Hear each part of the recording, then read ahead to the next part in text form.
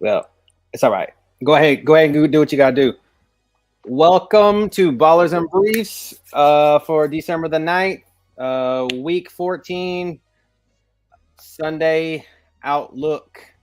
Welcome to the playoff push. If you're in season long, you probably start the playoffs next week or the week following. So if you made it this far and you've stuck with us this long, keep going. We want to see those title belts, those shirts that say I won, the pizza parties, the trophies, telling your friends that they suck, making them go stand in restaurants sitting there by themselves and have to ask the waitress on a date or some shit like that, whatever you are doing as punishments for fantasy football. So that being said,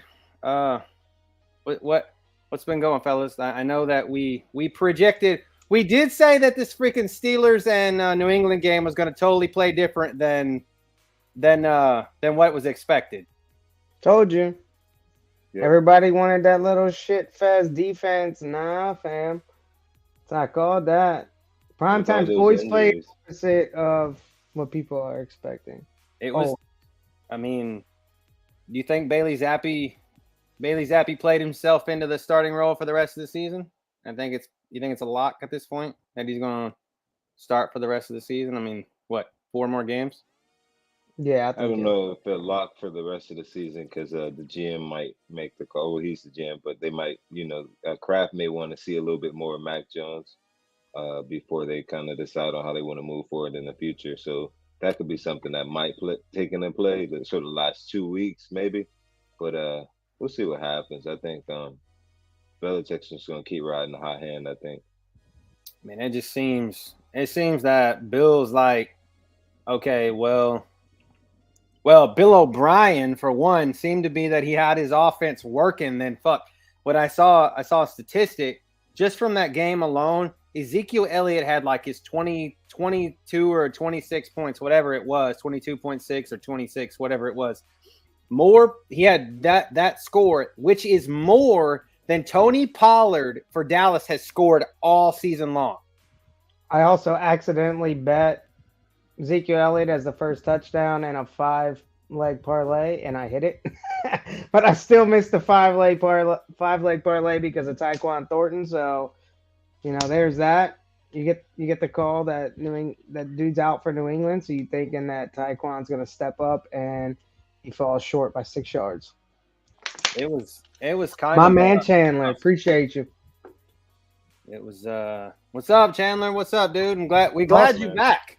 Also, the guy, I'll put it this way, the guy who I wouldn't say taught me DFS, but I was in a group chat with him, hung out with him a couple times, definitely showed me everything I learned about DFS, and then I made all the money doing DFS, was the guy that worked for the Jaguars who just got arrested for I was asking Seema before the show. I was like, should we say that we were like that, like 6 cents of or 6 sets of I sat at the UFC fight with him. I've sat at my man's house at a pool party. We were chilling, kicking it.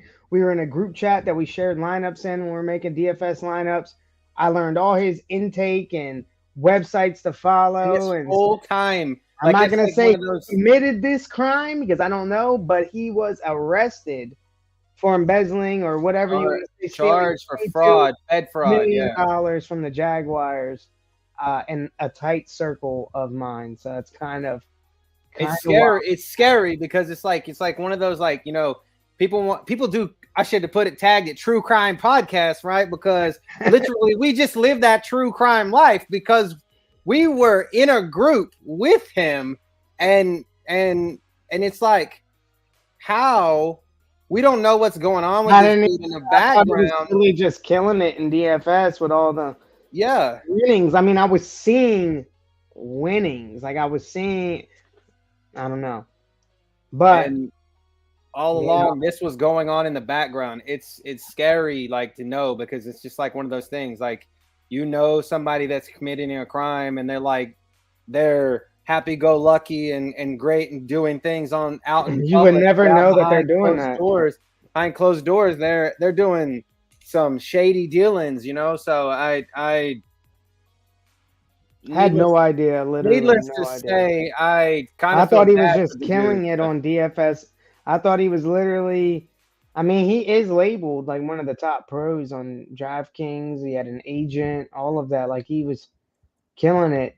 Like I said, I learned from him. He didn't sit down and teach me, but I learned literally everything I know plus some of the shit on my own, basically from him. So that's wild to know that it hit that close to home with what just happened to him. And I think it was a #1 story on ESPN. It was a top story, yeah. So Top if you don't story know on what we're ESPN. talking about, go look up the Jaguars fraud case, and that'll tell you everything you need to know about that. So it was just like one of those things. 6 degrees of separation literally happened in our life. So like, Pretty that's sure I'm crazy. still in that group chat with them. I just haven't been I active in I there. got out of that. I got out of that group chat like last year, but yeah. So it was like it's still crazy that we've actually sat there and like almost like broke bread together. That weird kind of stuff. So, but with Well, that what's being, interesting from a financial standpoint was that he actually had full control over the program. I think it was a yes, credit card rewards program. He had Yes. full control both front end and back end. And in most financial institutions, they do not allow that. They actually have segregation. So the people reconciling the books usually isn't the same person as pushing the numbers out because of this thing. This is what can Implication. happen yeah, is Yeah. that you can then basically start layering payments, basically the whole nine of, your financial crimes 101 when you have full control with no checks and balances. Again, you just don't think that those things will happen at Fortune 500 companies like, the NFL, but and again, so it just goes to show gambling. you can't, you can't have processes where someone has full control over money like that because unfortunately you just open that window.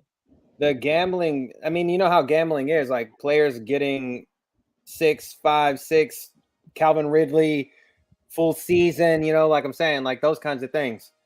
So yeah, I don't know. It's crazy. Definitely crazy. So Chandler, I see your question.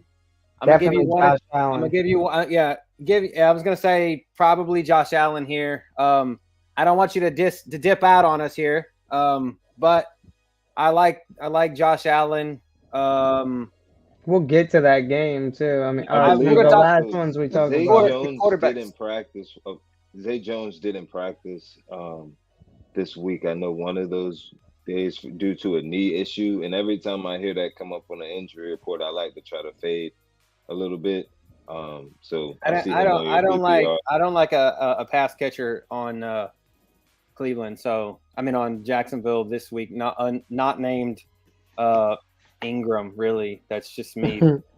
Yeah, I I'm agree. dealing with that firsthand with Trevor Lawrence out.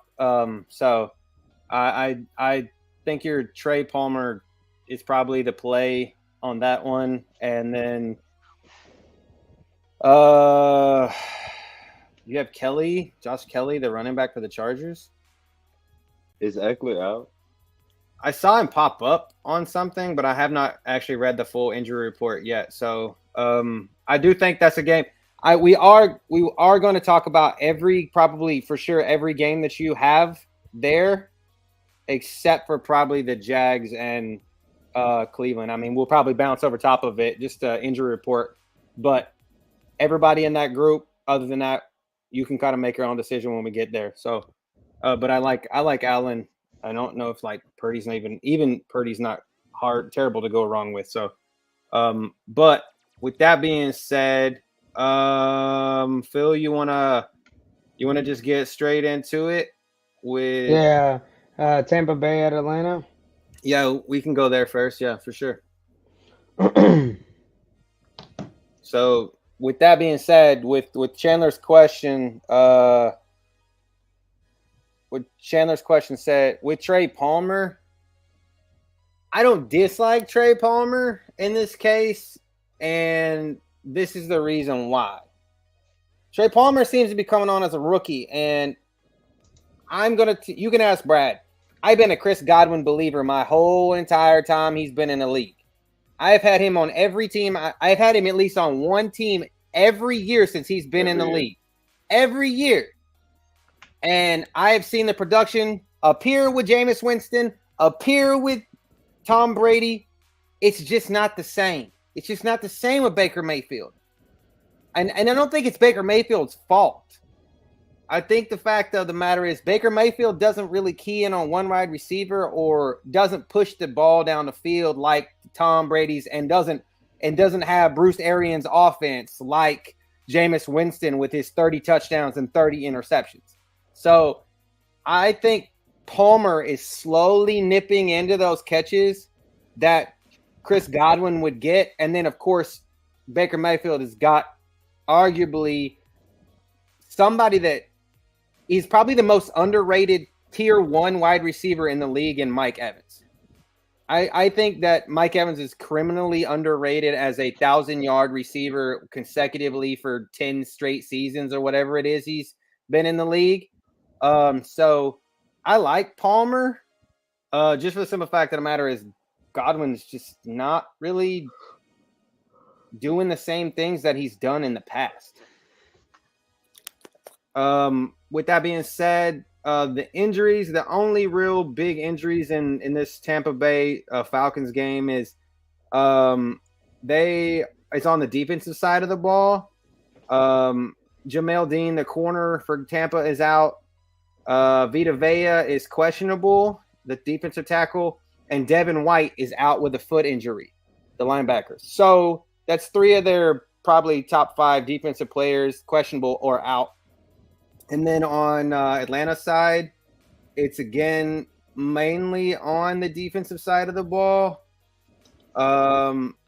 They only thing that's on the offensive side of the ball is Caleb McGarry. They're starting. I think he's right tackle, or I think he's a right tackle. He is out, and then of course they have a couple defensive tackles that are out, and there's a couple linebackers that are out. So other than that, it's really just. I feel like the spread in this game is crazy to me. I don't see how Atlanta is favored by 2. Am I seeing? Is it because of is their division? They're the division winner right now. They're winning their division. Is Bijan Robinson worth 2 points? To be honest, I'm not touching this game from a DFS standpoint. Season long, I mean, if you got Mike Evans or Bijan, you got to play him, but. It's a division rival, and Atlanta sucks, and Tampa Bay sucks. So I'm not even interested in this game. I mean, they're a division rival because Saints can't kick field goals. That's the only reason. But Saints suck too, so it's not like. And looking at ownership, that Bijan and Rachaad White are both in the top 6 running backs in ownership, just because they know that. Both of these teams use the passing running back out of the backfield. Easy fades. It's just like now I know if you game script has a 40-point over under, it's not even like a lot of scoring. I think if you have Rachaad White in season long though, you have to play him because you've probably more than likely most of the people that I've seen that have Rachaad White are in the top 5 in their league right now. So I think you have to play Rachaad White. And then Bijan, you have to play him if you've got him, because if you're this far and you're trying to push into playoffs next week or the week after, you've got to have those guys. You got to play them depending on who else is on your team. I'll put it that way. Yeah. If you got other people on your team that can fill that spot that are in better game scripts as we get to those games, then definitely don't play these people. And then, of course, like Phil said, Mike Evans is. I mean, he's viable every week. It's just a matter.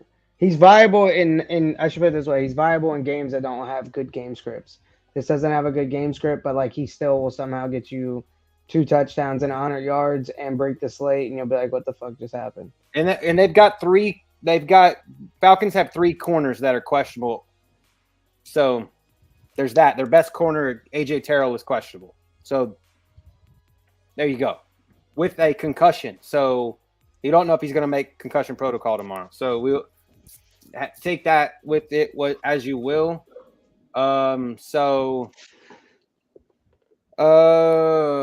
Let's just pop over to the next game, which Rams at Baltimore. again to me, I don't understand why this is a low game. Like this is a low total. To be honest, this has a lower total than the last game, but I don't know why, because the Rams have been getting dumped on by everybody. It seems like a good game script for Baltimore to dump on them. I think it's a low game script because the Rams haven't been offensively strong, especially for a team that you think would be, considering they have Puka Nacua and Cooper Kupp and Kyron Williams, like elite people. But Baltimore's defense is stout as fuck, and It's in Baltimore. yeah, got a cross country game in the morning, so it's gonna be cold. I know there was reports of illness with Lamar Jackson coming into this game, some sort of a bug. So maybe they think that it might not be as much sort of over the more of passing sort of efficiency from that side of the stand, and just going to kind of try to run the ball a little bit. But I think in order to beat this Rams team, you have to throw the ball. But again, sometimes Vegas, you got to kind of trust what Vegas is seeing a little bit more here. Sometimes and just go with what they're saying. But just from a number standpoint, from a matchup standpoint, it just seems like, just like Phil was saying, it should be a lot higher. 7.5. Baltimore. Both on the over under. I just see that playing out a little bit higher than that. Maybe 28, 35, 28, something along those lines. But maybe I'm not seeing it as well as they are. But I think you have to pass the ball to beat the Rams. I have not seen a team just run all over the Rams all this year. I think they're just thinking that the Rams aren't going to score. Tyler Higbee is doubtful with a neck injury. Puka was a full go, so his questionable tag fell off finally.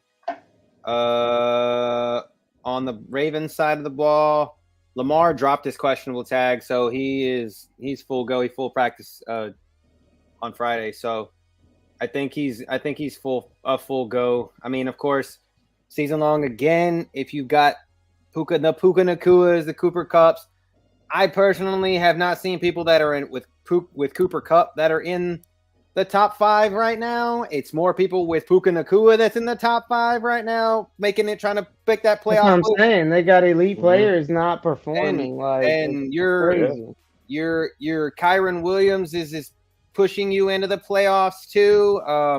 Brad, you have Kyron in our 10-man, and you're a number 1 seed. Seema has Puka Nacua in our 10-man league, and she's number 3. So these players now. If you have Ravens players, I have not seen it's another thing. I have not seen a lot of people that are like super in the top 5. I personally have Lamar Jackson in a league, and I am in my Yahoo league, half PPR, and I'm on the outside looking into the playoffs right now. My 2 other leagues, I'm number 1 seed in both of them right now. So it's like, and then Brad, you have Lamar as your quarterback in the 12-man. Yeah, I have Lamar Jackson, and again, you hope for that running element and the passing element, but you're treating it. You're needing a lot more points from Lamar Jackson than sort of what you've seen this year. You kind of hope for a bounce back game. I kind of needed to get into the playoffs, but just like you said, with my Lamar Jackson kind of led team, that team is on right at the edge on a playoff hunt there, sort of right and then the last 4 in. But we'll see how it all works out this week. Maybe he has that sort of turnaround game, that sort of more Lamar Jackson-esque style game. Lamar's expensive as fuck too. That's what I was about to say. He seems expensive. Like I don't think expensive. He's only gotten like value for that salary like once or twice this week. That's another reason not to play him in daily fantasy, but in season long, I'm running him out with a stack with OBJ tomorrow, trying to hope and lean on that little bit of experience and try to pull out the W tomorrow. OBJ had a rest day of practice, but I don't. I mean, the only other thing for season long, I could say if you're hurting for a running back right now, I think Keaton Mitchell is worth the flyer because the simple fact of the matter is he's more that pass catching running back. I mean, if you're down to the bottom of the barrel and you just need to make, and this is a knee jerk week, it's like you're in or out. I don't know. He's probably worth a flyer, I would think, just because of the simple fact of the matter. He seems to be catching the ball at the backfield where Gus Edwards is not catching the ball at the backfield. So that's just if you need one. And then, of course, the Isaiah Likely's of the world is probably he's a mid to bottom tier type tight end right now. If you're hurting for, like, say, if you had Tyler Higbee running out, Tyler Higbee, Isaiah Likely, or if you had someone like me that's like Dalton Schultz who got hurt, or Mark Andrews who got hurt, just people that, and if he's unavailable on the waiver wire, it's probably somebody that's worth taking that flyer on, just for the simple fact of the matter is we know what Mark Andrews did in that offense. So with that being said, what's the spread? The spread is 7.5 points to Baltimore, 16 to 23.5. Is that what you see, Phil? Baltimore? 7.5 to Baltimore. Yes. I think Baltimore wins this game. With supposedly, what's the Baltimore weather tomorrow? I like Baltimore to win. I don't know about 7.5. I like the Rams to cover the points there. I'm gonna go Rams to cover. It's up. It's going to be raining straight down and around 56 degrees at kickoff tomorrow. 100% chance of rain and 59 degrees. What's up, Chris? Thanks, bro. Thanks for following us, my man. Chris from Spokes, Maine. I met him at Disney the other night. My man's is rocking the followers. Let's go. He if you guys want any kind of tour vlogs, go check out Spokes, Maine. My man has got all the Disney, Universal, all kinds of stuff. So those videos are cool. So but take it to the next game. Yeah, so and I don't think we said anything about I think Tampa beats Atlanta, by the way. I think they cover that 2.5 point spread. I actually hope they beat them. I agree on that one as well. I have Tampa Bay over Atlanta tomorrow. Okay, next game. Detroit at Chicago. Yes, sir. This one has good DFS fantasy value. I'll let you call up injuries. Also a Keele Athletics stardom of the week on this. Well, let's just bump that one first. Be rad. Let's definitely to start off the Keele Athletics stardom of the week. This is the first one to hit the slot. I'm gonna go with Sam Laporta. Excuse me, I don't have all my notes in front of me. I apologize to the listeners here, but I know he's coming off of a 9 for 9, 140 and a touchdown. The last 2 weeks, he's seen double-digit fantasy performance. His last game, though, against this opponent, it was a little rough, but I see the trend, and I see them starting to add him in because of the fact of the strong running game. As that running game starts to pick up, which it usually does for most offenses in the NFL at the end of the year, because these guys just no longer want to continue to kind of throw their bodies in there in week 14 as they did in week 1. So this is sort of lending a lot more to that play action game, which really opens up Jared Goff's most effective game style play, is when he can get that running game going, just like he was at his best in the Rams. But I like Sam Laporta a lot here. Very strong. I think they're going to try their best to take away Amon-Ra St. Brown, again, which just opens up huge lanes down the seam, which seems what Sam Laporta has been able to be most effective. Sort of right down the seams of the defenses. So again, my stardom of the week. Let's go get it, Sam Laporta. Bring it home for us. Yeah, he's been nasty. I think I called him last week as well against the Saints. He popped off. But I love him in DFS. I love him. His ownership is like DFS. Plus, I actually am more intrigued with Justin Fields in this game than I'm going to be with Jared Goff, which is going to be my hot take. Wow. on All this. right. Yeah. Okay. Justin What you Fields, seeing there, Phil? Detroit ranks 27th against quarterbacks.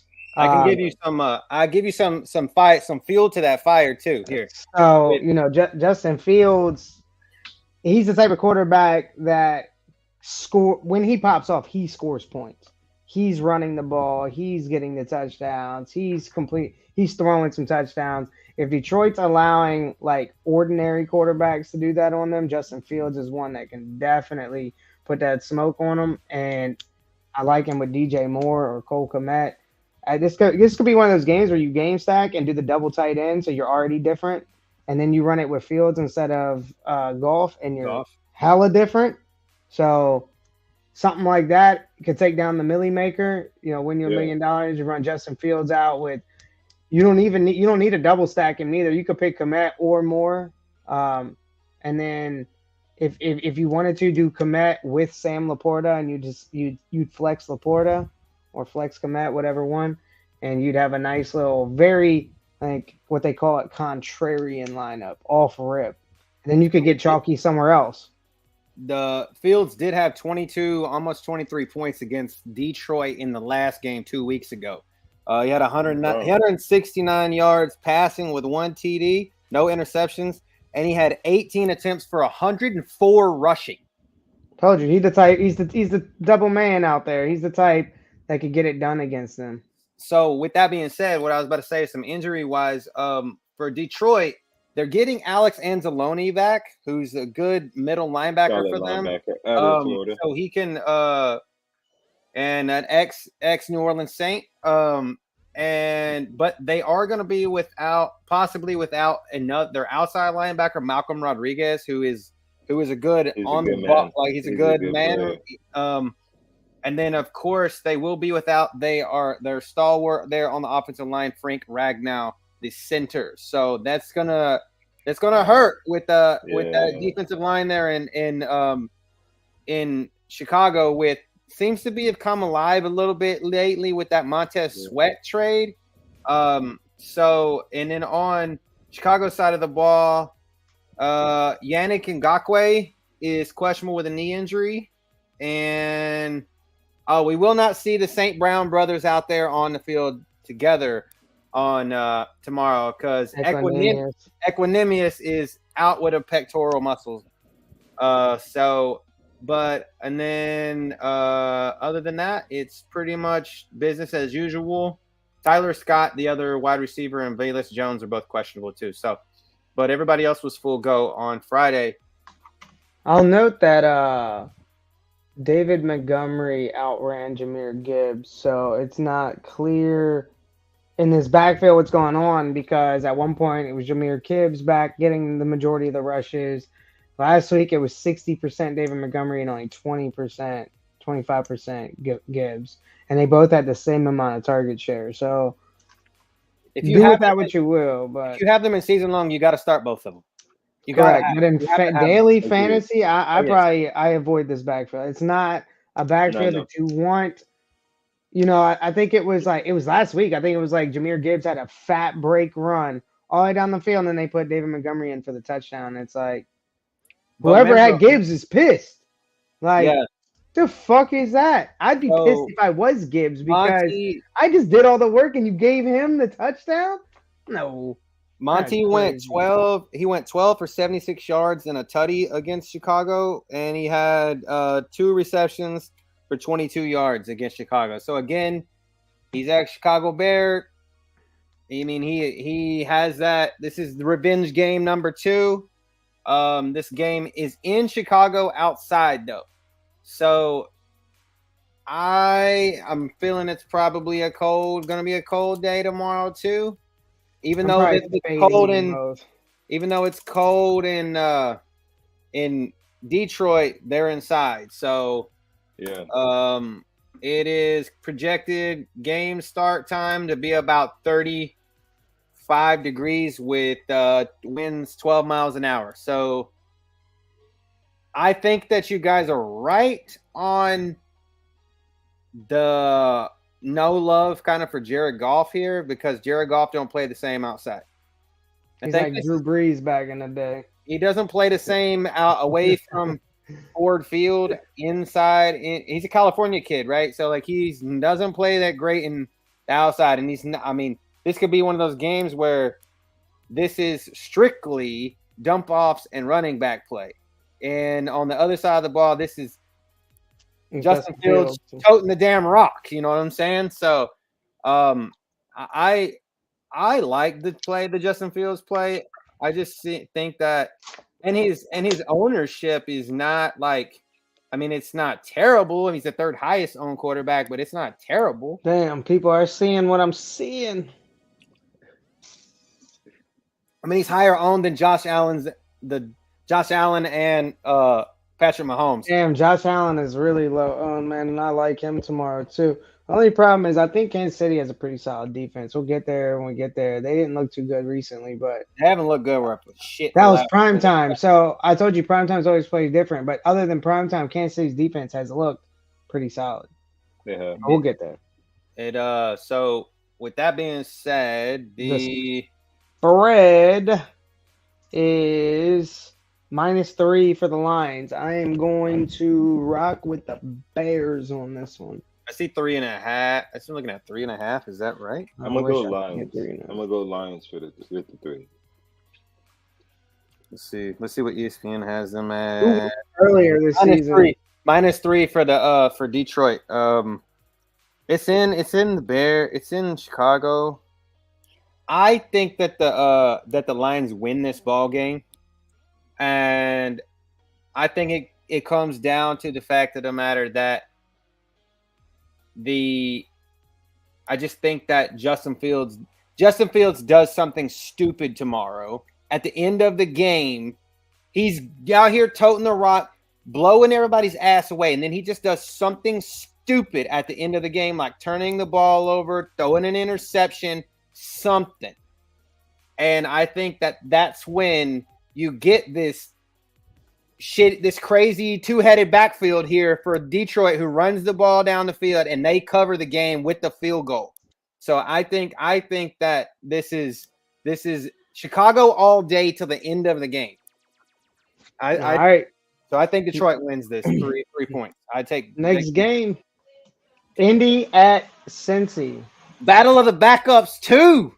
Another interesting DFS game. Because my man come out and ball like he did against the Jaguars. Top two streaming quarterbacks of the week. I can tell you that if they are available on the waiver wire and you have somebody like myself that had Trevor Lawrence, if you don't have one of these two starting for you tomorrow, you're going to fucking lose. Excuse my language, but you're going to lose. I'm rocking to try to take it to a 10 weeks win streak with Gardner Minshew tomorrow because he couldn't get Jake Browning. But I'm rocking with Mr. Shoes tomorrow. Uncle Rico. Browning threw for 350 yards, man, and I called it in text messages to y'all. Jags go down. Browning is better than people think. I don't know if he can repeat that, though. So if you're doing 150 mags on DraftKings or FanDuel or both, I definitely would get exposure to them. So with injury side, Jonathan Taylor is still out with the thumb injury. Zach Moss all day long. Yeah, I actually have Zach Moss as well on the stardom of the week. Let's go. I like really it. Liking Zach Moss this week, just due to the fact that no Jonathan Taylor or hurt Jonathan Taylor. I'll let he's out. Cody say that. He is out. Okay. He's out. All right, I just wanted to full-fledged. Yeah. Full fade. And he had, I believe, 15 carries plus, I believe, 3 targets in the backfield last week against Tennessee. He's already shown earlier in the year his production sort of skyrockets as far as from a fantasy production standpoint when he's that sort of bell cow back, whether it's Minshew or Anthony Richardson. He's just always been sort of that reliable go-to. I also see sort of a little bit more passing production this week and sort of his previous weeks is that Cincy defense is a little bit more susceptible to the sort of outside dump ball pass. Minshew also is known to also sort of, if he's not chucking it, he's definitely checking it down. So again, I really like Zach Moss this week. The matchup is friendly. The production is there. the weeks of production is there, and so it just fits really well to add him into the Keele Athletics Starter of the Week. I like it. I was going to say that if he is available, which most leagues he is not available right now, but if he is available and you are in one of those 8-man leagues or something like that, and he's available out there and Zach Moss hasn't been claimed, you should grab him. Set him and forget him. It's a set it and forget it, I feel like. But he's rostered in like 91. He's like rostered in like 91% of all leagues all across ESPN. So I was looking like into like who's the backup to Moss just for instance, and I believe it's Trey Sermon. He's rostered in less than 2% of leagues across ESPN right now. And of course that's because he's like people are saying like this has been the Zach Moss show, but it's Zach Moss show. But at the same time, we have seen Shane Steichen, when it's time in there in Philly, give some love to the second string running back. Now, I'm not saying this is going to happen tomorrow. I don't think I would touch Trey Sermon. But if I'm just going to say, keep that in mind, that if for some reason they get down to the goal line and Zach Moss has been toting it all the way and he needs to take a break, don't think that Shane Steichen's not going to, hey, Trey Sermon, you want to take the ball into the end zone? So because I've seen it before. He's also the highest owned running back on the slate tomorrow. So yeah, because you can run on. Well, he got the ball. He was on the field or got the ball. He was on the field 94% of the time last week. 35% ownership. That's crazy. That's more than C-Mac. Yep, he is. Yep, he was on the field for 94% of the snaps. But he's only 5,900. Is that chalk that I need to just shove in my mouth? Is what I'm saying. Yeah, you got to eat that. If there's any reason to not eat it, it would just be maybe Cincinnati's a little better against the run. Or if there's a more comfortable matchup, but it just seems like the way the matchups are kind of lining up. It just seems like this is probably the thought to add fuel to that is DJ Reader, the nose tackle, defensive tackle there for the Bengals, is questionable with a back injury and did not practice on Friday. So with that being said, keep that in mind. Is Sam Hubbard still out? Did you say he was a full go in practice on Friday, so he does not carry an injury designation. And then another injury to keep in mind is Tyler Boyd is questionable with an ankle injury. So makes me like Jamar Chase even more. And this is Jamar Chase, like what we were talking about the other night. Jamar Chase showed that, like Brad said, I can say this with a full heart, that he showed that he is a pure number one, and that doesn't matter who's throwing him the ball, just throw him the damn ball. Like, just throw him the damn ball. And that's what it is. Like, I mean, he's just throwing the ball. It's kind of like I'm not saying he's Randy Moss, but he's kind of like Randy Moss. Randy Moss had a plethora of quarterbacks throwing him the ball, and he was a number one no matter who was throwing him the ball. Rather it was Tom Brady, rather it was Dante Culpepper, Randall Cunningham, who the hell was throwing, whoever the quarterback, Jeff Garcia, or whoever the quarterback was in San Francisco when he was there, and what Rich Gannon when he was in Oakland. Okay. Yep. Yeah, right. So, like, doesn't matter. Just throw him the ball. And I think Zach Taylor is seeing that, okay, we're going to scheme him up. He is the best player on the field. He's better than any corner that's on the field. And I could tell you he's better than any corner that the damn Colts have. So, I mean, I think that this is Jamar Chase. But I think that Joe Mixon probably gets a good lion's share of work tomorrow too. So I wouldn't fare too far away from that either. Jake Browning, the highest owned quarterback in the slate because he's so damn cheap, and after what he did to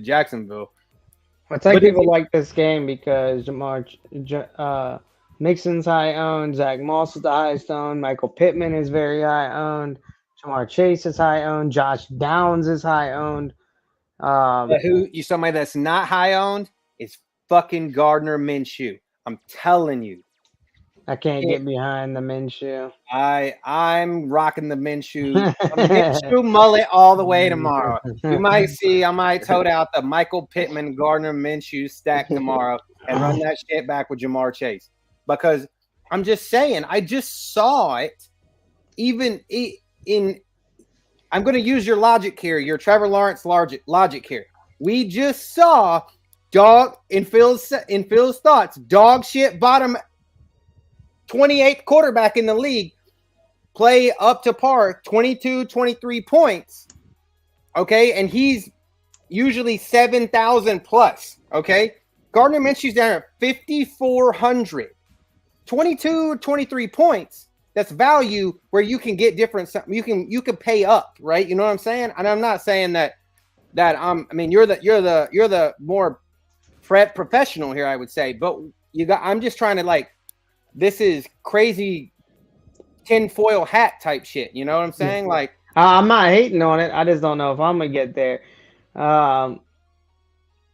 What's the spread on this one? It's tough. It's -2 for Cincinnati.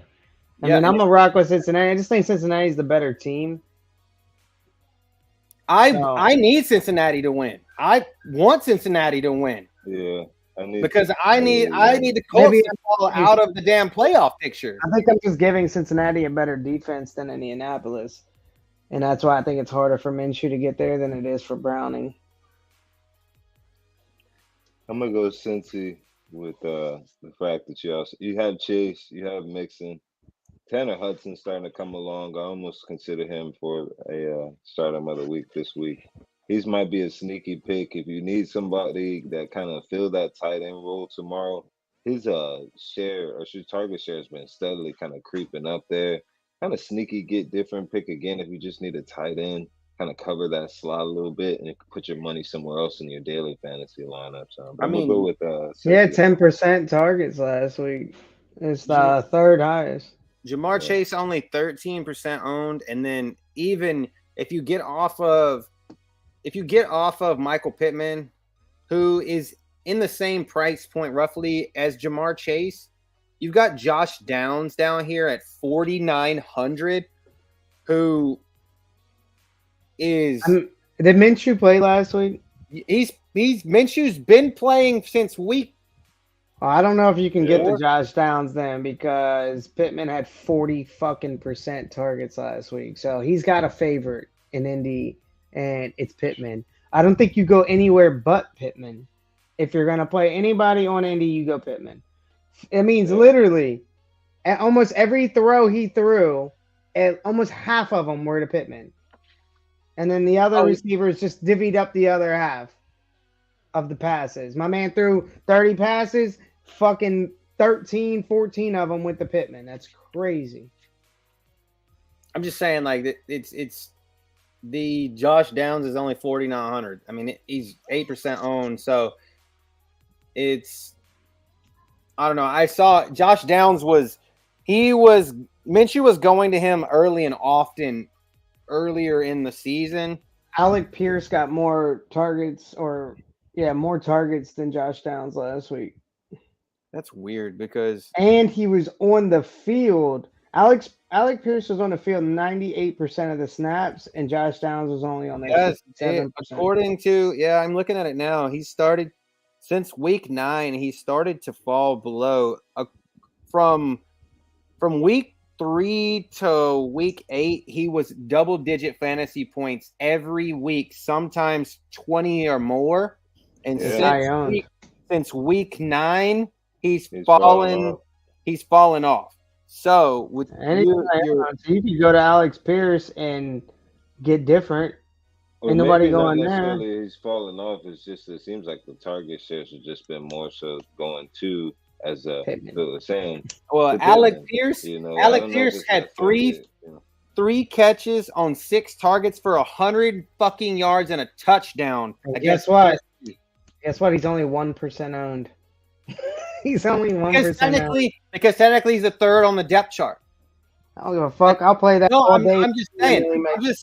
Those are the type of odds we want. Huh? Is it Downs considered the 2?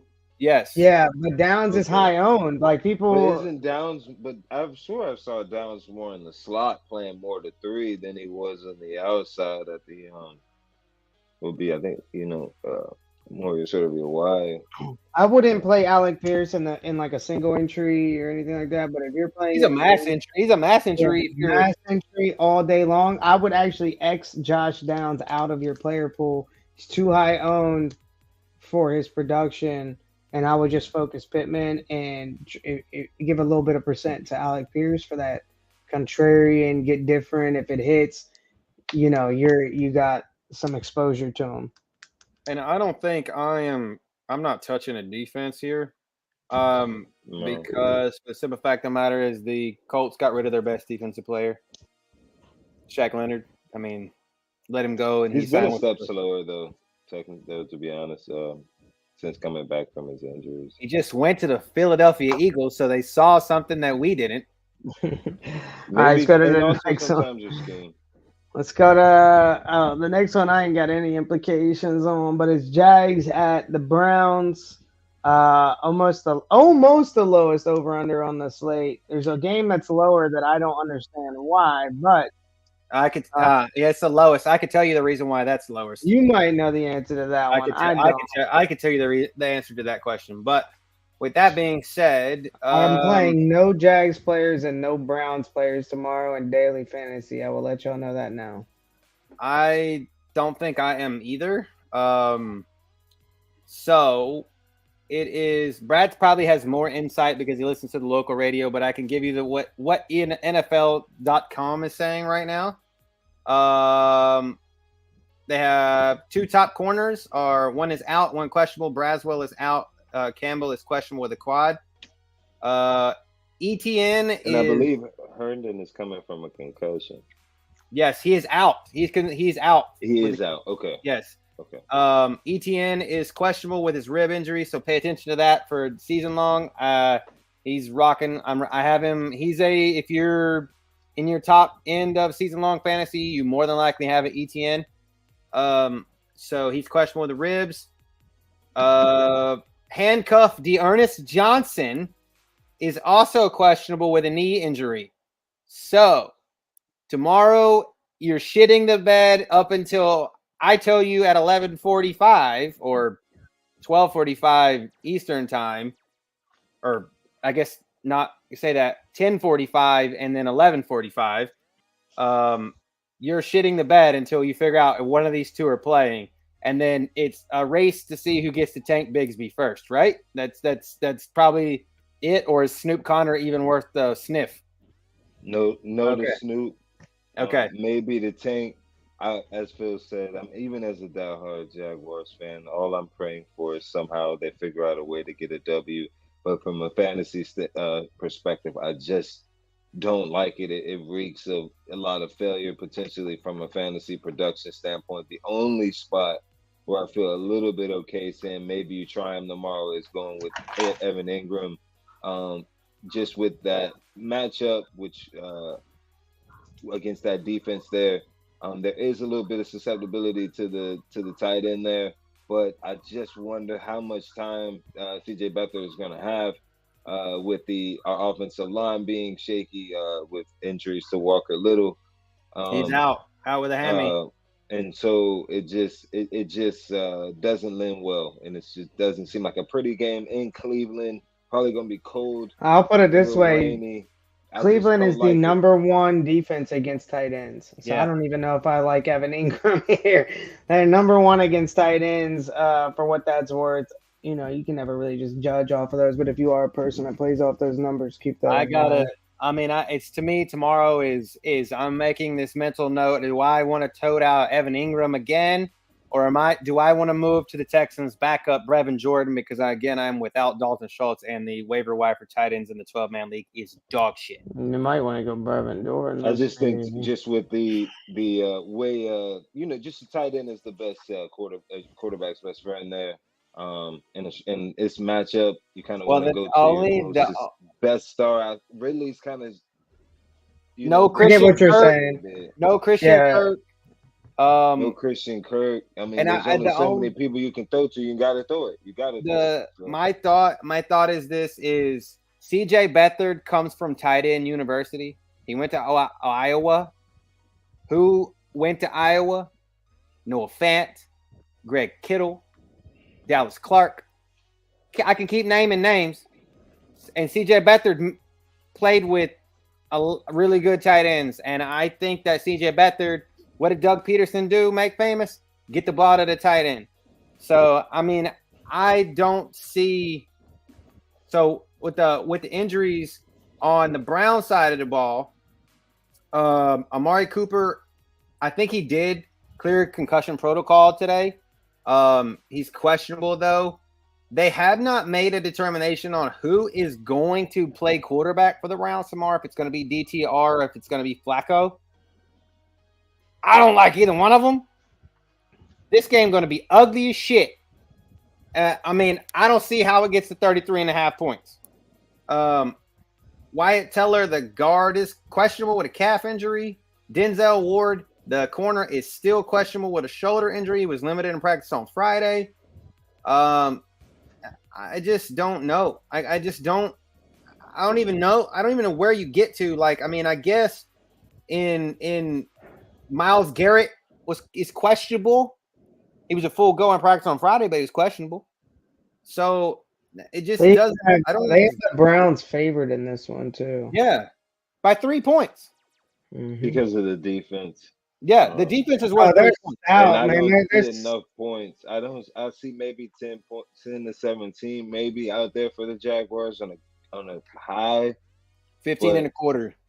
You have to hope to win at 17-14. I just don't know if the Jaguars can hold them that many times tomorrow. So I'm still going with my Jags in the heart, but I think it's going to be a tough matchup tomorrow. Next game? I think the Browns defense gets to Beathard tomorrow. As much as I need Evan Ingram and ETN to score as many times as possible to keep the win streak alive, I also am rocking the Browns defense in our 10-man league. 10-man league, I got a Browns defense. And then in this league, in the 12-man, I've got ETN and Ingram. So that's yeah, right. So, and again, anytime I can get a loss in the AFC South, it's one spot upwards, you know. So, okay, the next game, Phil. I know you Carolina. You don't got love for this game.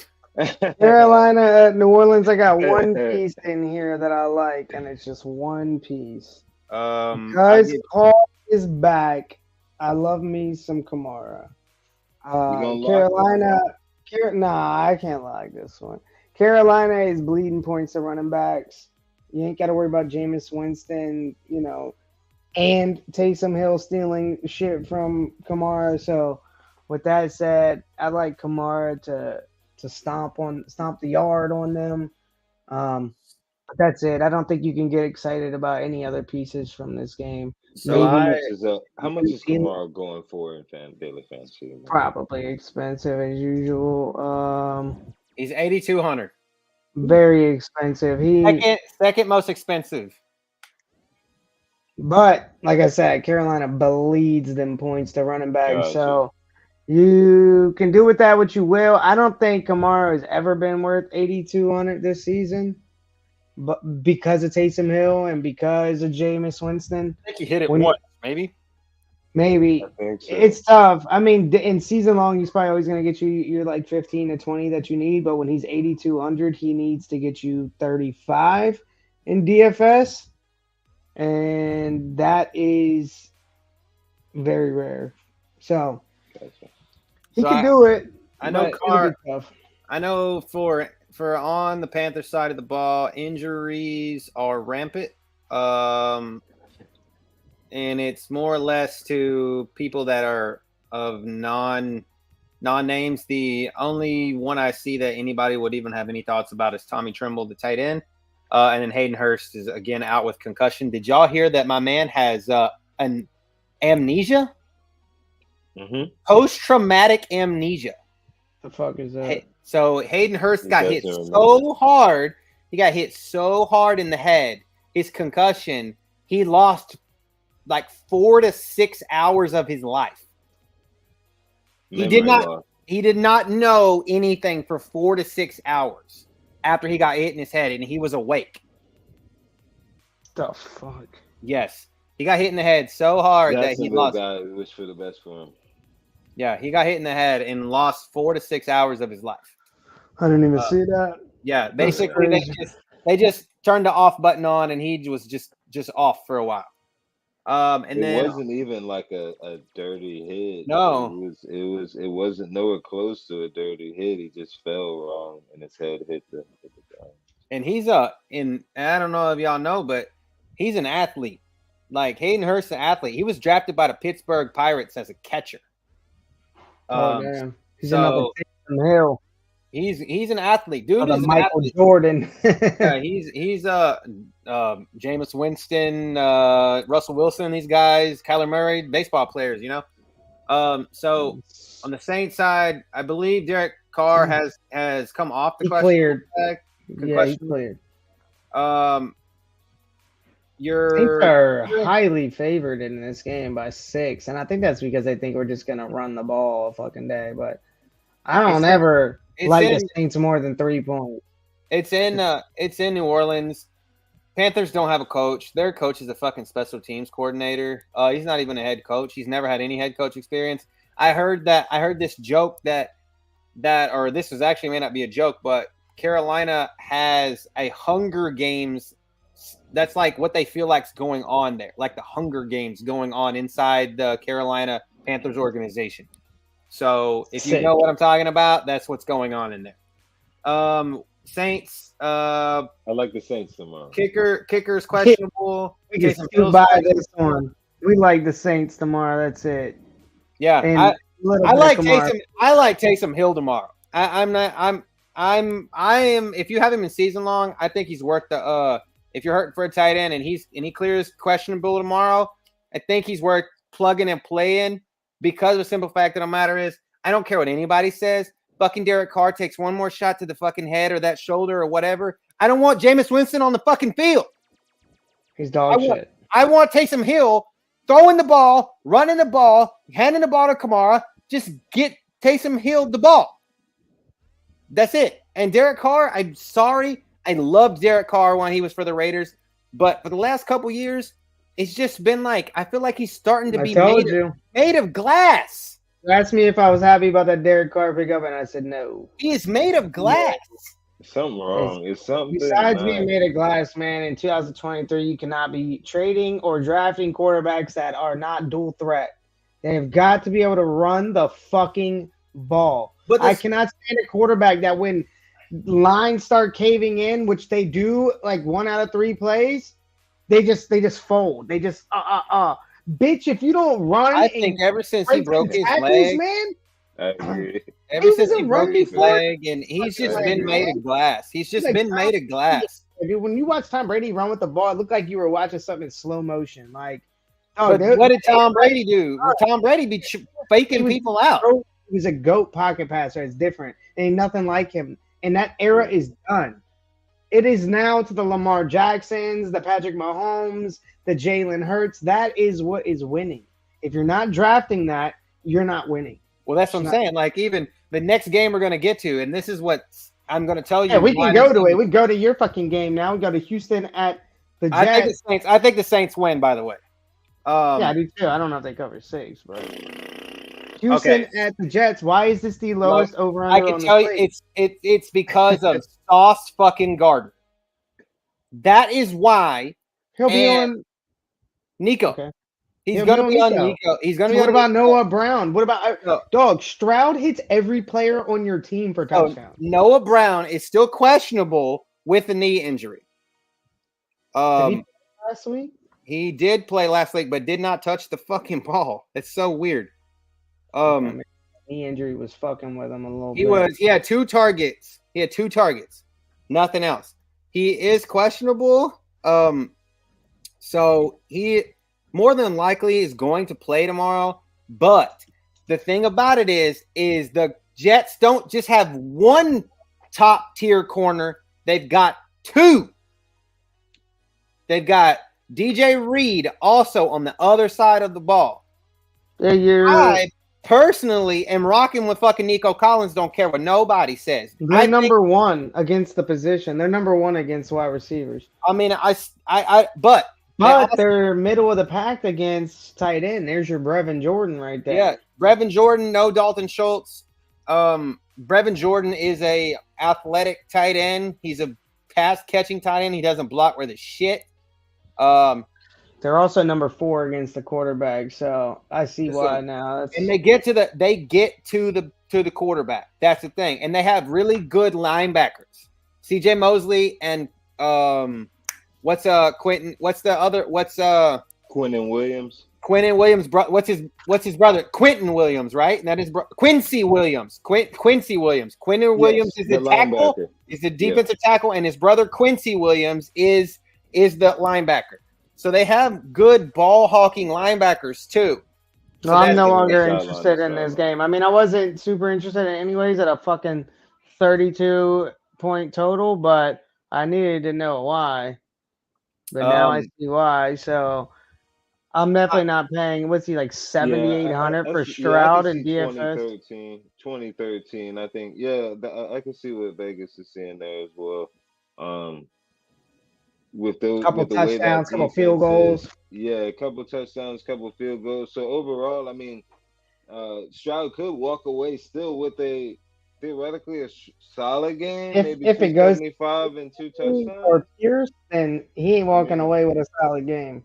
But if they shut down that passing attack, it's going to be a long day for both teams. Basically, as I just don't see enough from the Jets offense tomorrow to do again maybe 10 points worth, 13 points worth of offense tomorrow. So I don't think Garrett Wilson's worth paying. I don't think he's 16% ownership worthy tomorrow, like he is in what it's showing.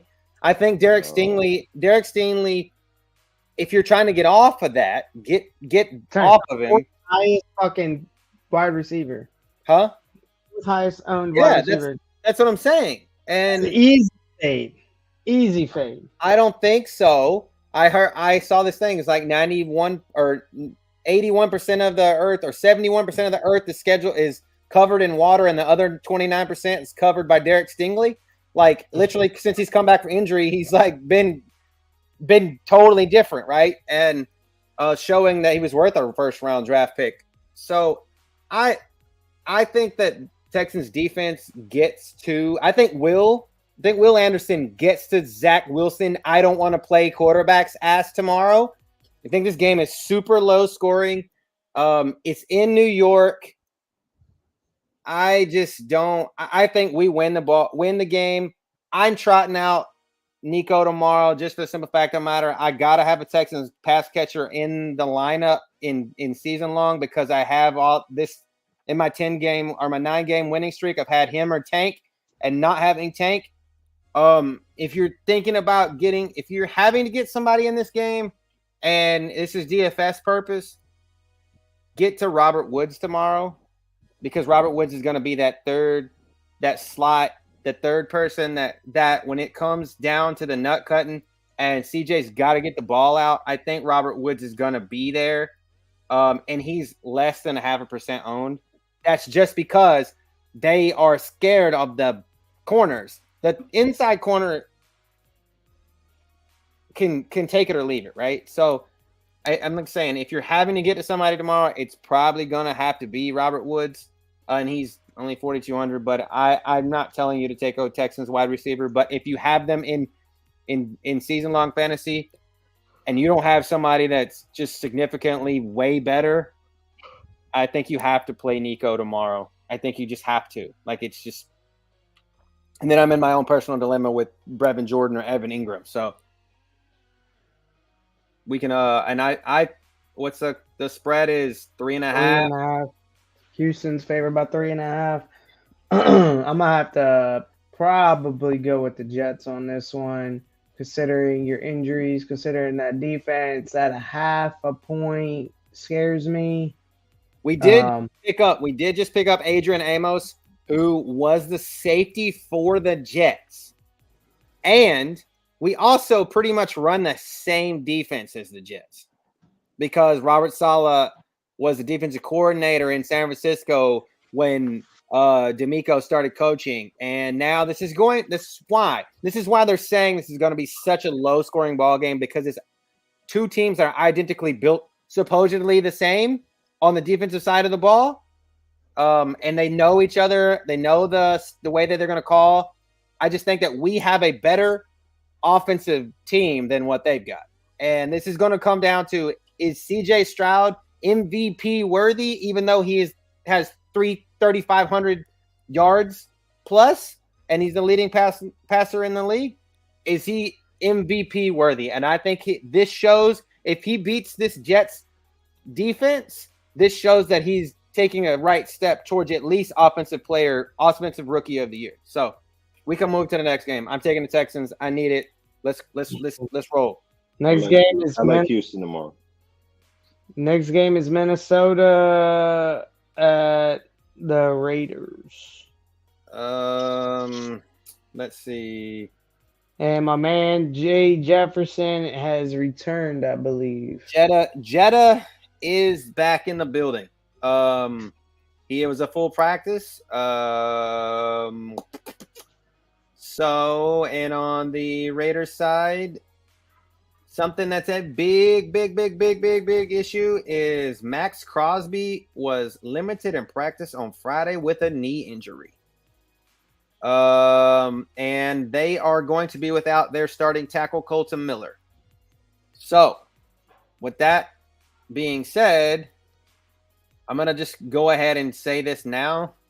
I like the fucking Vikings defense tomorrow. I like the Vikings defense. Aiden O'Connell had one good game, but I don't know if he's going to have another good game, right? Like, he had that one good game against Kansas City, and then Kansas City turned the switch on and then just blew them out after the fact. But I'm not going to hate on you if you run out fucking Josh Dobbs tomorrow because of Justin Jefferson being on the field. I mean, I'm worried about Jordan Addison tomorrow with Justin Jefferson returning, and even when Jefferson was out, the production actually kind of started to trail off. He just hasn't had the same chemistry with Dobbs as he had with Kirk Cousins, unfortunately. So I'm actually fading him in my 12-man tomorrow. I think in this matchup it's more chalkier. I don't really see a lot of different plays here from my perspective. I mean, you can't go wrong again with your sort of your Josh Jacobs, and from a season-long perspective, your Josh Jacobs and all of your sort of Raiders side.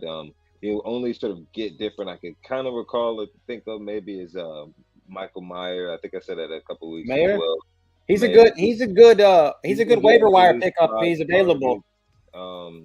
Each game it just hasn't necessarily translated into a touchdown, but these type of players are always due for one. And so from that perspective, again, just if you need a tight end, he actually might be available in some leagues, 12-man and above. I think he's available in our 10-man also.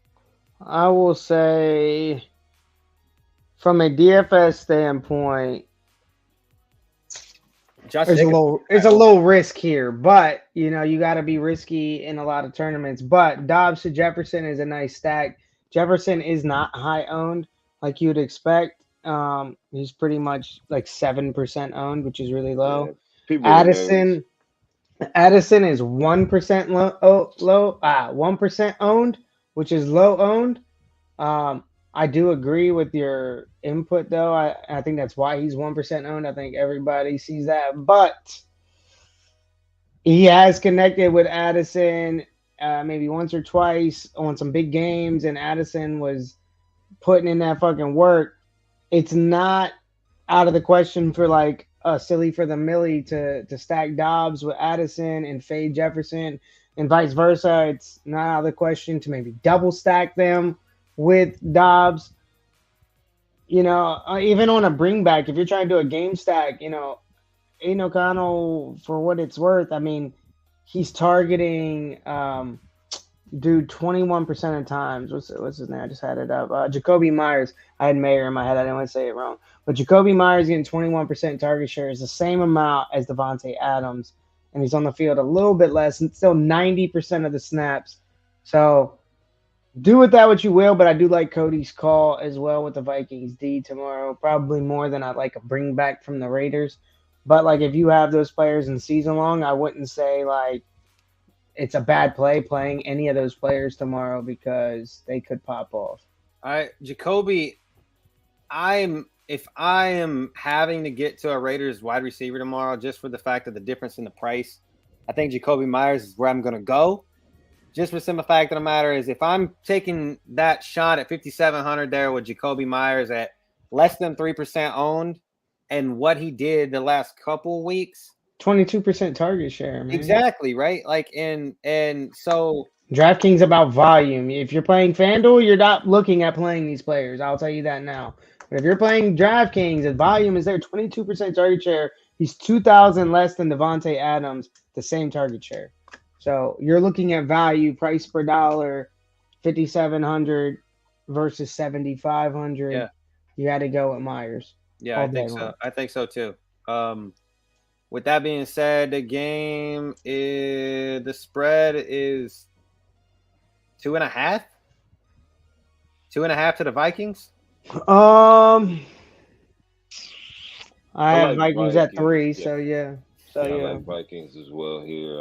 I just think Dobbs is able to do just enough more than Aiden O'Connell. And with Crosby, I believe you're saying at least, if not 100, he's definitely on the injured list. That makes me wonder if that defense can do enough tomorrow.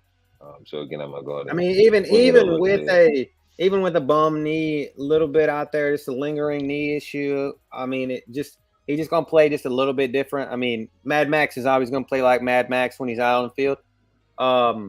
Which I would love if I could ever swing it. He has a podcast. We have a podcast. That'd be a great fucking swing there. I saw he has a podcast and he was giving flowers to Will Anderson on it the other night, and that would be awesome. But yeah, so I think that you got to go. I think you got to go Vikings here because just for the simple fact of the matter is something that Justin Jefferson did not have with Kirk Cousins is the fact that Justin Jefferson has a tendency to pull the defense away from the line of scrimmage. And what does Josh Dobbs do? He's like the third or fourth highest rushing quarterback in the league right now. He runs the ball. So, with that being said, they could be running the ball a little bit with him tomorrow just because of the defense being pulled away with the fact of, Jetta's back on the field. Holy crap, what do we do? So I think the Vikings win. I think it's a 3-point. I think 3 points is fine. All right, next game is a good game. Seattle at San Francisco. Sure to be a barn burner.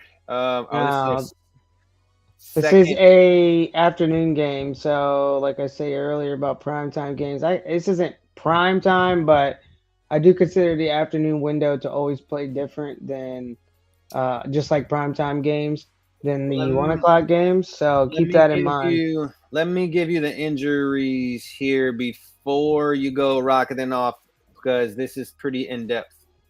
Quite a bit on the defensive side of the ball for the Seahawks that are questionable.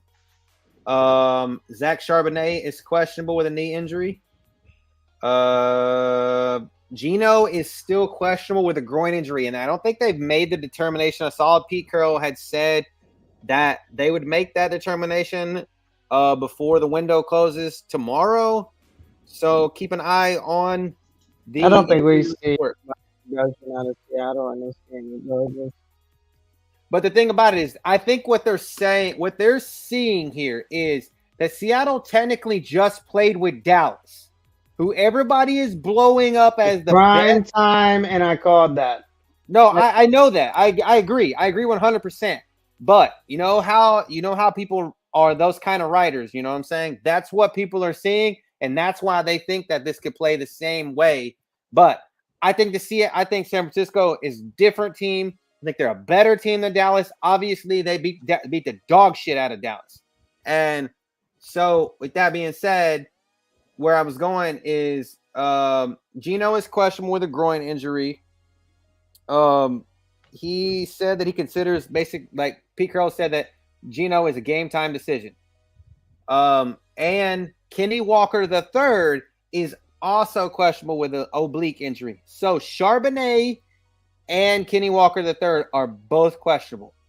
There's your 13 points. Right there. I don't expect much from Seattle in this game. Dallas shit, I called it. It was prime time. I knew that was going to happen. I even bet on Seattle. But San Francisco should absolutely destroy them, and they probably will, and it'll probably be Christian McCaffrey, and that's who I like. But Eric said the defensive tackle for San Francisco is out. And then the other is Elijah Mitchell is doubtful. So that's a thought. So then their kick returner, Ray McLeod, is out too. And this is an afternoon game. So Christian McCaffrey and Jawan Jennings are going to be my plays from San Francisco. I don't think it's going to be your Ayuk or Samuel that you're used to because it's an afternoon game. Just my input. It's going to be something different happening. It might even be like a fucking Jordan Mason touchdown breaking the slate or getting some crazy yards, or Christian McCaffrey goes down injured and then Jordan Mason pops off. I don't know, but these afternoon games usually play very different.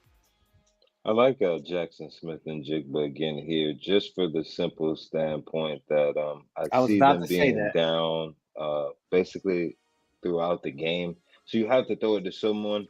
That San Francisco team is for real. So sometimes when you have those legit defenses with two solid corners, secondary play and linebacker play, the three usually has more of a tendency to come open or targeted more in those type of matchups because you're trying to find those gaps, those holes in the middle of the defense. This is why I think Jackson Smith and Jigba comes into play. I'm a little nervous about the fact that Geno has a groin injury though, because if you can't step into the path, the ball's gonna float on you a little bit sometimes, or just not go exactly where you want it to. So that's a little bit nerve-wracking, but I think Geno toughs it out, kind of sits in the pocket as he can, dishes where he can. So again, just sets up a matchup for Jackson Smith and Jigba. Get chalky on your 49er players. Of course, you're gonna have to start them from a season long.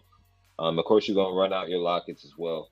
But what's funny is you're seeing people are. I think that people have listening to the gospel, the JSN gospel here, because people are seeing because Jackson Smith and Jigba is higher owned than both Tyler Lockett and DK. Wow. I mean, he had 28% target share last week, and I think that he had less, so they only 21. If you have him, I think he's hella worth a play in a season long, especially one of those like flyer plays. I think no matter who the quarterback is, if whether it's Geno or Lock tomorrow, they're gonna have to throw the damn ball, and with two questionable running backs, possibly.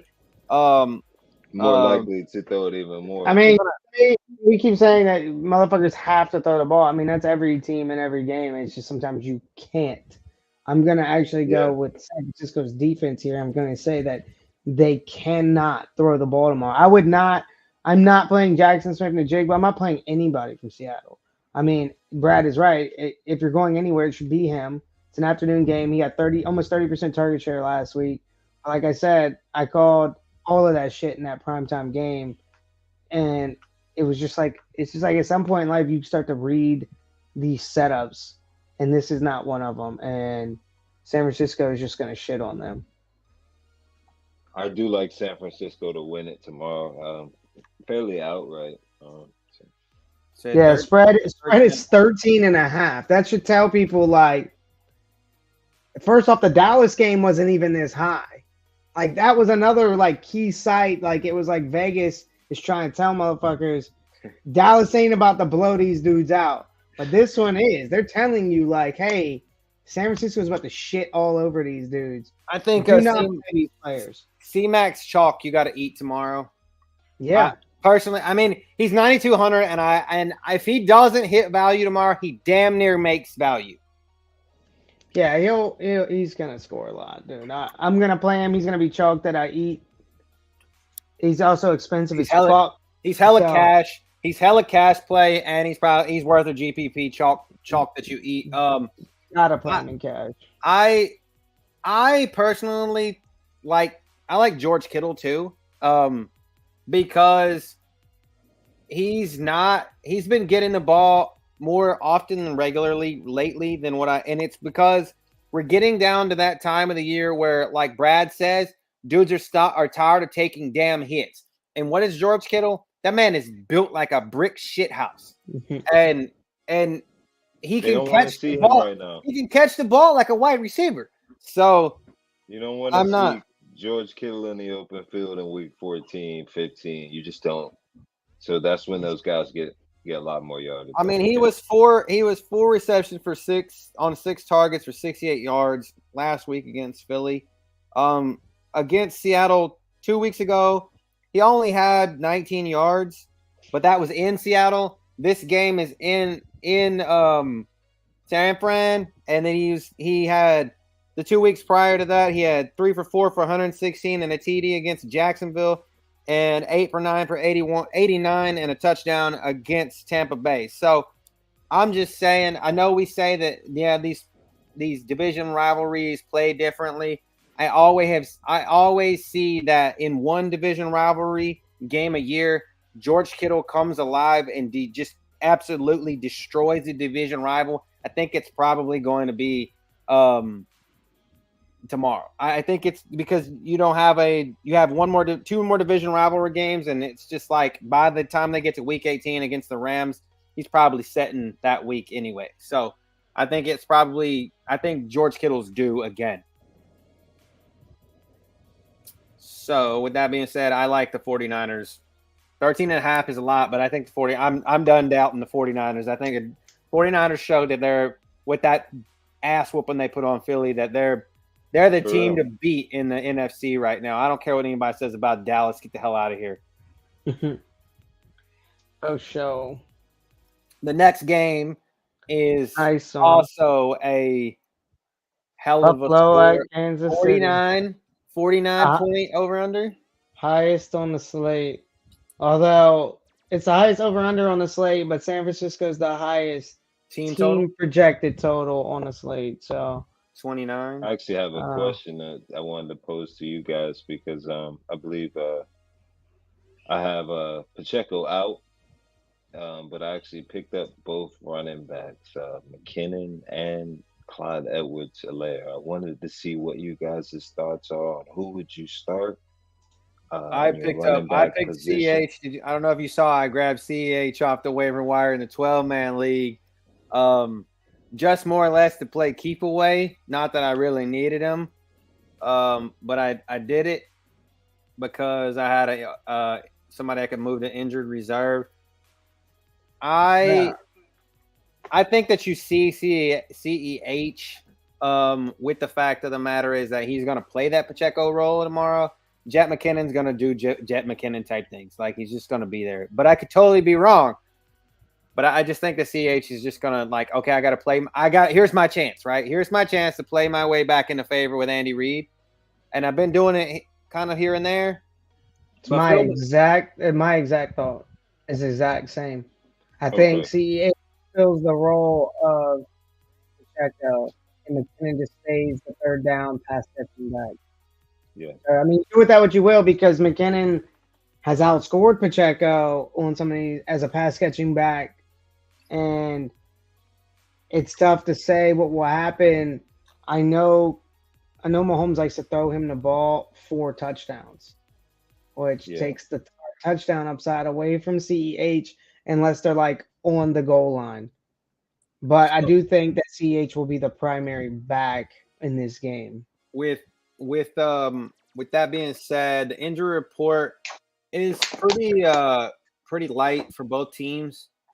There's a thought that Dawson Knox could come back tomorrow, and I only say that for the fact of the matter he is come off the injured reserve. He's questionable, but The reason I say that is for everybody that has Kincaid. Just for the simple fact of the matter is, I'm not saying that Dawson Knox is going to come out here and do great things, but he's still questionable. So just pay attention to the injury report tomorrow. It just could be that one touchdown that should have went to Kincaid might go to Knox if Knox is on the damn field. It's just it. I don't know. I'm not, but Kincaid is a wide receiver that lines up at tight end. So that's also another thought, where Knox is a pure blocker and a pass catcher at the same time. On the Chiefs side, they get their number one linebacker, Nick Bolton, back. Pacheco is obviously out. Their tackle, Donovan Smith, is out. And their other linebacker, Drew Tranquil, is out. And L'Jarius Sneed was questionable, or he's not questionable, but he was limited in practice on Friday. So, with that being said, Phil, what you got? What you got on the on this game here? I actually love this game for DFS purposes. My standout, or what my lock of the week, is in this game, and it's Stephon Diggs. Low owned, no, he's like 5% owned in what's probably going to be a shootout game, explosive game from both sides, scoring from both sides. I think it's the game to target, it's the game to stack, bringbacks from both teams, stack on both sides. But you just don't get Stephon Diggs sub owned 5%, and you have it here. You also have a Gabe Davis at a 0.5% ownership, which is insane. Not saying he's going to do something, but in a explosive game, he has broken a slate plenty of times in the past, and could definitely do it here too. I would only play Gabe Davis in Josh Allen stack, though. I wouldn't play Gabe Davis in a lineup where you're running as a bringback, Browning or something like that as your quarterback. It's just got to be Gabe Davis with Josh Allen. Stephon Diggs, I could play in any lineup. I think that's why I'm locking him in. But Josh Allen, I think, pops off again here this week. Kansas City, and this is kind of going to your running back situation. I think Kansas City is going to be forced to throw the ball more in this game. It's going to be more McKinnon love than anything.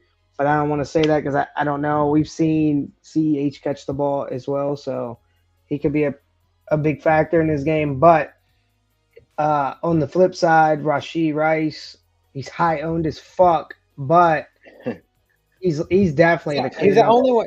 He's the only one that can catch the ball there in Kansas City. Number one there. Him and Kelsey are the only fucking people that can do something there. So you've got to do. I think the Swifty voodoo has got something to do with Kelsey too. I don't know.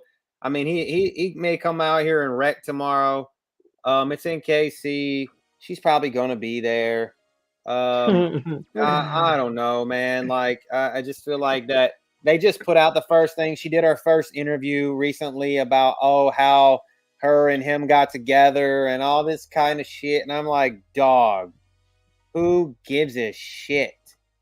But obviously NFL is leaning straight into that. Maybe we need a straight into it. We need Swifties to come on here and start singing some Swiftie songs. I don't know, man. But I think every time they've played each other, it's been high scoring. I'd have to look that up, but I'm pretty sure it's.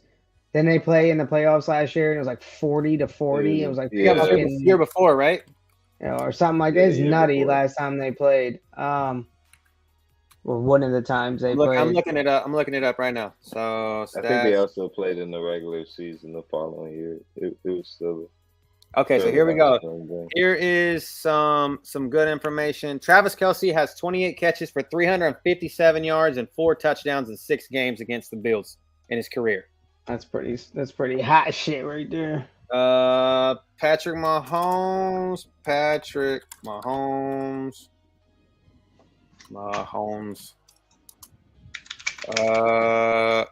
Mahomes has a passer rating of 88.7 with 835 yards, 6 touchdowns, and 4 interceptions. Keep that in mind, in 3 games against the Bills in his career.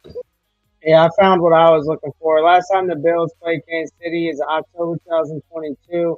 Score was 24-20. They also played them in January of 2022. The score was 36-42. They also played them in October of 2021. The score was 38-20. So their games be popping. It's safe to say they be popping. The game before that one was 24-38. Like their games be popping. He's put up 270 plus in 2 out of the 3 games. The last game they played in was 338 yards. He did throw 2 interceptions in that game, and he was sacked 3 times. So, and then Josh Allen. Let's see Josh Allen's stats against Kansas City. Josh Allen's stats against KC, against Chiefs.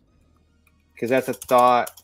Because I like your Stephon Diggs lock. Josh Allen has a passer rating of 110 with 766 yards, 8 touchdowns, and 1 interception in 3 games against the Chiefs. So he has done better against the Chiefs. And also, both of these quarterbacks right now are struggling with interceptions. They literally are. Both of them this season are throwing a massive amount of interceptions. So I'm going to say this as a hot take. This game's going to be high scoring as hell. But the defense is here. I'm not even saying that they're super viable, but don't be surprised that these defenses, they screw you if you're in season-long fantasy tomorrow. Because for simple fact of the matter is both of these damn quarterbacks are interception prone right now. And let's see what the spread is on this. Who does Vegas like? 1 point to Kansas City. 1 point, dude. 1 point Kansas City. It's because it's in Kansas City. I'm telling you, dude. This has got and the over under is 49.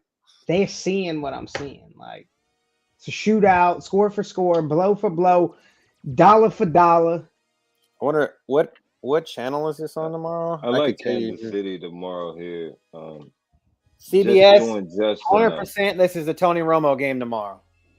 Kansas City just seems to have had Buffalo's number over the years. I think that continues. In Kansas City, Arrowhead's going to be rocking. Give me Pat Mahomes. Kelsey, turns in a little bit of the old Kelsey. I think because he's been kind of quiet, just a little too quiet. So he's due for his more regular style game. I think they have to get him the ball. Especially after a loss, you start to get back to the basics. And the basics is get Kelsey the ball, and you win. And I think they go back to that formula tomorrow. I agree. I think the bet though is the over. 7. Well, I just hope that they both score because 1 point is like that's too close for comfort. Yeah, it's they're basically telling you it's anybody's game, and I don't like that. I like to use them for information. So I mean, I'm not successful at sports betting like I am at fantasy football, but if I'm betting this game, I'm taking the over and just hope that they both just. You're getting your NFL entertainment tomorrow in this game. I feel like there's going to be. I feel like it's going to be hardly any defense played, but it's going to be one defensive play, if that makes any sense. It's going to be one defensive play that makes a difference, but there's going to be no defense played, if that makes any sense. The Josh Allen's down here at 4% owned. I think you have to play him. You have to play Josh Allen. You have to play Patrick Mahomes. You have to play those superstar guys in your season long because if you have one of them, you're probably in the top 5 in the league. So I think that to make that playoff push, lock up those number 1 seeds or number 2 seeds, however your leagues are shaking out, you got to have these guys in there. You could get different with I believe it's Shakir, right? The number 3. Shakir. Yeah, this is that type of a matchup because of the fact that Allen is going to basically have to scramble a little bit to sort of find the open receivers. This is where Shakir could get loose for a deep pass down the field. I just feel that coming tomorrow from Allen, a sort of deep pass, your boom type receiving play. Outside of course, your Diggs is going to get your normal. And you go off, you're 9 for 114 and a touch. It feels like for Diggs tomorrow. I like James Cook tomorrow. I mean, I may be out on the cuff here, but I think James Cook gives this James Bills, Cook. Yeah, James Cook. James Cook gives this James Cook gives this Bills team the better chance of winning tomorrow, because I don't feel like you're going to be able to play that smash mouth type football against this Chiefs front. I think you're going to have to pass the ball, and if they put Diggs in a box and they put Shakir and Gabe Davis in a box, I think that James Cook is who's going to have to take those dump offs from Allen when he's scrambling out of the pocket. So, and he's 3% owned. I mean, he's a little bit more expensive than what I would want him to be, but it's just for the simple fact of the matter is he's on the Bills, and I think that's the reason why his price tag is as high as it is at $6,000. So the next game. This one's for you, Chandler. If you're still hanging on, I told you we would get to this game. Denver at LA. I just think this is a running game, but that's just me. Chargers look atrocious against the Patriots, and Denver's actually looked like my man Sean Payton is fucking doing things out there, and they're becoming a team. Until Russell Wilson does dumb shit and throws interceptions and that's why I think it's going to be a run game. I think it's a Javonte Williams game. If you're going to play anybody from this game, I think it's Javonte Williams, and I don't like anybody else from this game. Maybe Eckler, but he's some shit too. Should I say Smith? Oh, Smith. Okay, so here we go. So I do not see Eckler on the injury report. He's not on the injury report at all. So maybe our man, should I start Smith or Collins? Nico Collins? Which Smith? That's what I said. Which Smith? There's Devontae Smith? It's too many Schmidt. Devontae Smith? Devontae Smith. Hold on, that's not a main slate game. Who are they playing? The Eagles play the Cowboys. Yeah. Devontae Smith. Devontae Smith all day. Cody's playing Nico Collins. We talked about that game earlier, but he's going against Sauce Gardner on the other side. That's not a good matchup for him. Smith, that matchup is a little bit more smoother. Just because he's been going against a better, and it's the nighttime game, and that game has a chance to be blowed up. I mean, I feel like that I just don't feel like the corner that's going to be covering Devontae Smith is going to be as good as the corner that's going to be covering Nico Collins one way or the other, no matter which side of the field he's going to be. I think that agreed. That is correct. It's also, first off, that Nico Collins game is a 32-point over-under, and I'm pretty sure this Dallas one's going to be high. But it depends. Who is your quarterback? I want to know that. If you're running out CJ Stroud, you got to run out Nico Collins for the stack purpose. But if you have Jalen Hurts or anybody else, I think Devontae Smith, unless there's – I don't even run Collins with a stack with Stroud in that game, though. We went through that as a 32-point over-under. Stroud is likely to fail in that game, and if you stack him, you double fail. You're losing the game. You're lost. I don't care if you got Tyreek Hill and he gets you 40. You just lost because you stacked him in a game you shouldn't have. He's got Mahomes. Even better. Devontae Smith all day long. Yeah, yep. I think you go Devontae Smith. You have to, just for the simple fact of the matter. And it's a Sunday night game. You're probably waiting to the last minute, and you're going to know at that score, at that point, if you need to outscore your opponent. And because this Monday night shit show, the only person that's going to beat you at that point is going to be like maybe Tyreek Hill. With that being said, spread on this game. What's this Denver Broncos and the Chargers. Okay, so 2.5 for the Chargers. The only injury for the Broncos that's pressing is Samaje Perine is questionable with a knee injury, so that kind of plays more into what you just said with Javonte Williams. Just adds more Javonte Williams meat on the bone there. I'm going to run Javonte Williams out in our 10-man league. I had to pick him or Chuba Hubbard, and they're both projected around 13 points. I just think Javonte Williams, and I feel like that Sean Payton is starting to figure out, okay, Javonte Williams is my best chance of winning. He has figured out that team, boy. He has made fat corrections on that team. They went from being like the nerd of school that gets bullied by every team in passing and rushing to shutting teams down and being stout. It's just And not then offensively like great yet because Russell Wilson's hit or miss. Moa, give us a like and a subscribe, buddy. So on Chargers side, they're missing a guard. They're gonna miss a couple. They're missing a corner. They have some linebackers that are questionable. The biggest injury on that side of the ball, on the offensive side of the ball, is Josh Palmer will be out one more week. So with that being said, I still don't. I guess this is because they think the offense for the Chargers is better than the defense for the.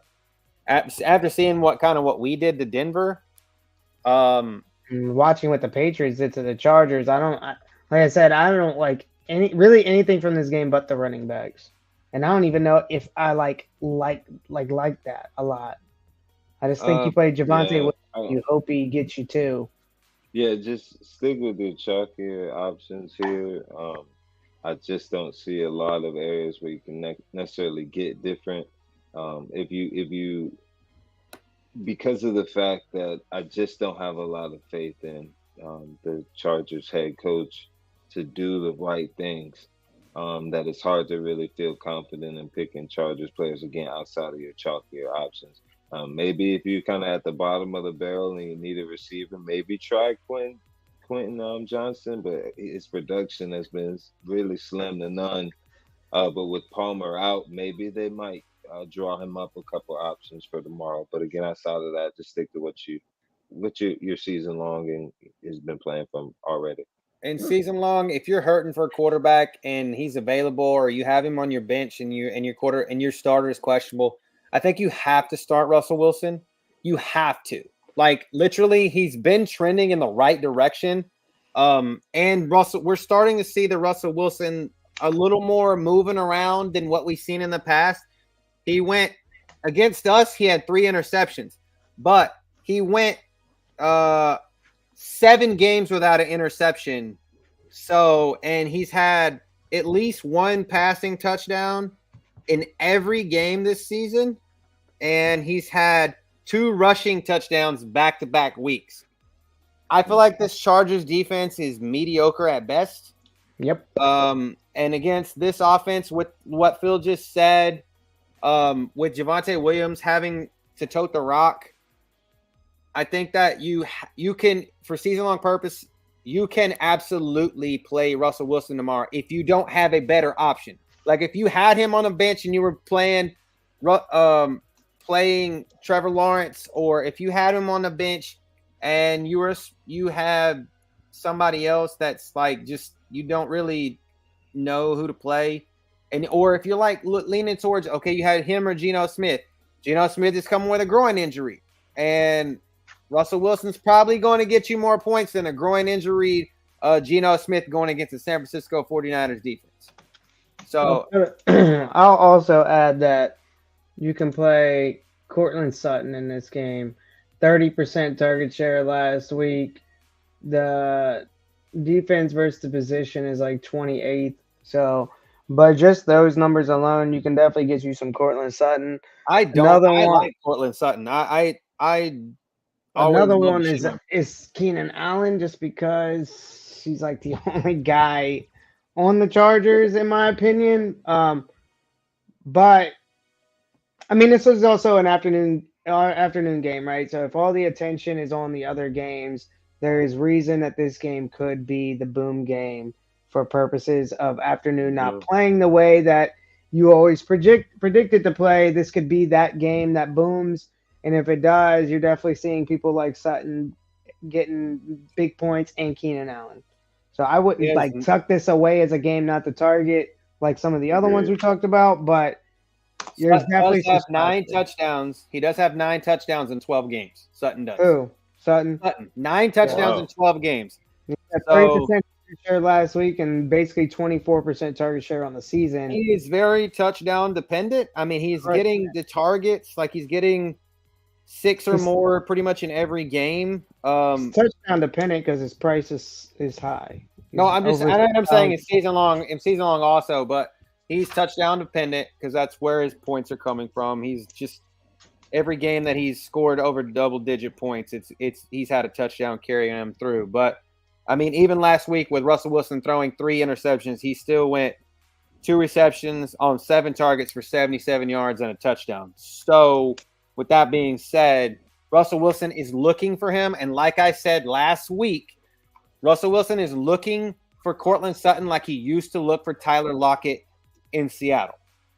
And he's a bigger target than Tyler Lockett, and he can play. He looks for him like he did, like even like when kind of like in his later time with DK, but he looks for him. So I think that if you have to play somebody from this game, like Phil said, Javonte Williams, Courtland Sutton, and then for season long, if you need a quarterback, I think Russell Wilson is worth the risk tomorrow for sure. Chargers, I don't know. Maybe a streamer pick would be Gerald Everett if you need a tight end, just because that the Broncos are not the greatest against the tight end. They give up quite a few yards. They're like the bottom end of the barrel against tight ends, and Gerald Everett is a athletic tight end, and you would think with Kellen Moore's offense that they would get the tight end down in the red zone a touchdown or two. So back to your question, Chandler. I think in that group there, I don't know. I just think you got that's so ugly. This is you got to start Josh Allen. And then I think Trey Palmer's probably has the most upside of that, depending on if Zay Jones is hurt or not. I mean,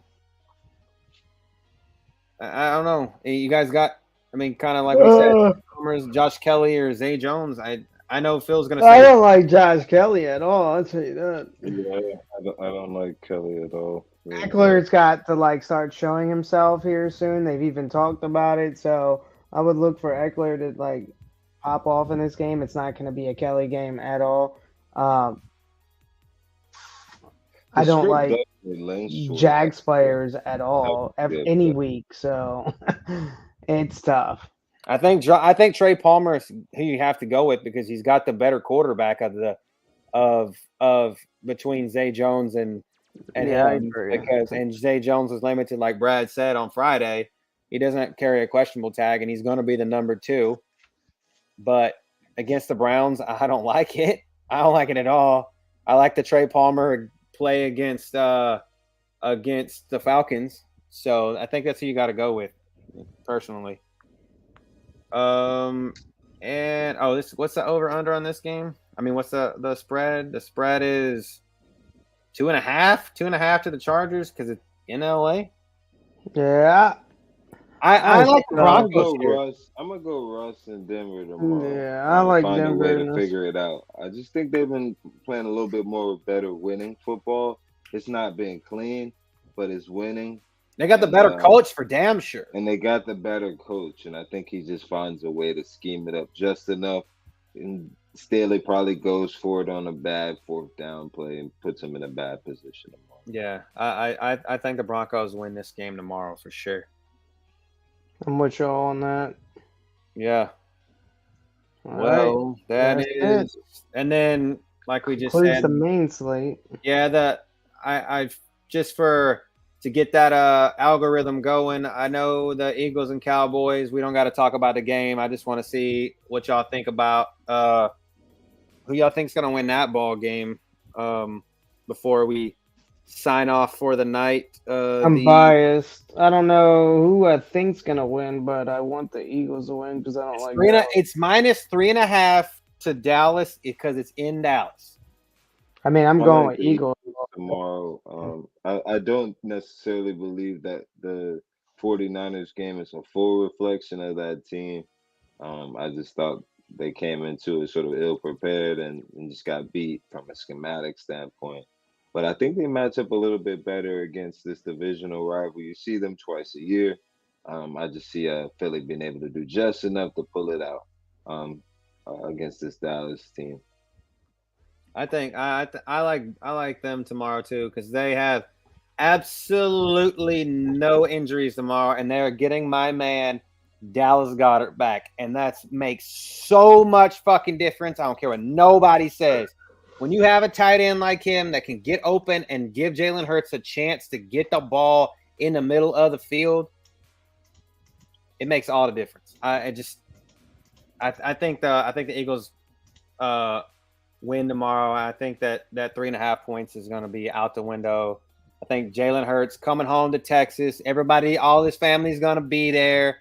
I think he's coming home. I think he literally carries the damn Eagles to win tomorrow. So, that being said, if nobody else has got any questions, we appreciate y'all hanging out with us for almost 2 hours here. Please let us know. We want y'all to make that playoff push. I did create us an actual Facebook page. We did have the private Facebook group up until this week. I did make a Facebook page, like an actual business Facebook page.